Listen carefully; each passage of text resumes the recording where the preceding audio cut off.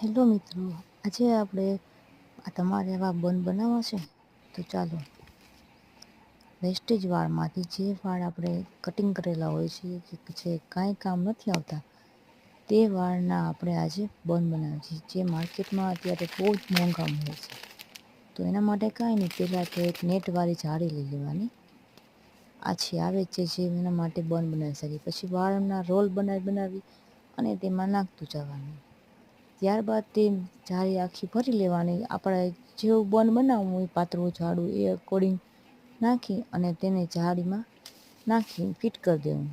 અને પછી જાળીને સાઈડમાંથી ખેંચી અને એને ટર્ન કરી અને એની માથે એક ટાંકા ઝીણા ઝીણા મારી લેવાના, જેથી આપણું બન ખુલે નહીં. આવી જ રીતે આપણે અલગ અલગ સ્ટાઇલના બન બનાવશું. એક તો આ લાંબુ અને બીજું બનાવશું એક ગોળમાં.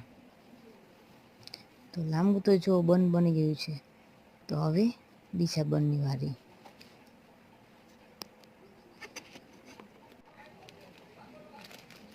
તો ચાલો બીજું બન માટે બીજી જાળી લઈ લઈએ અને તેમાં પણ આપણે એવી જ રીતે વાળની અંદર નાખતા જઈએ. અને પણ આજે વખતે આ વાળને અંદર ગોળ ગોળ ફેરવવાના છે. અને પછી તેમાં એક જાળીમાં એક સાઈડમાંથી લાસ્ટિક આવે છે, એ રબરને ખેંચી લેવાનું. ખેંચી અને સાવ એને બંધ કરી દેવાનું અહીંયાથી મોઢું એનું. અને અહીંયા આપણે 2 ગાંઠ લગાવી દેવાની કે જેથી આપણું બન લોક થઈ જાય.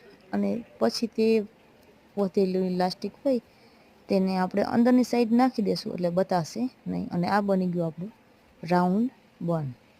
તો આવા જ બન બનાવવા માટે જોવા હોય તો મને આગળ શેર, સબસ્ક્રાઈબ અને લાઈક કરો. અને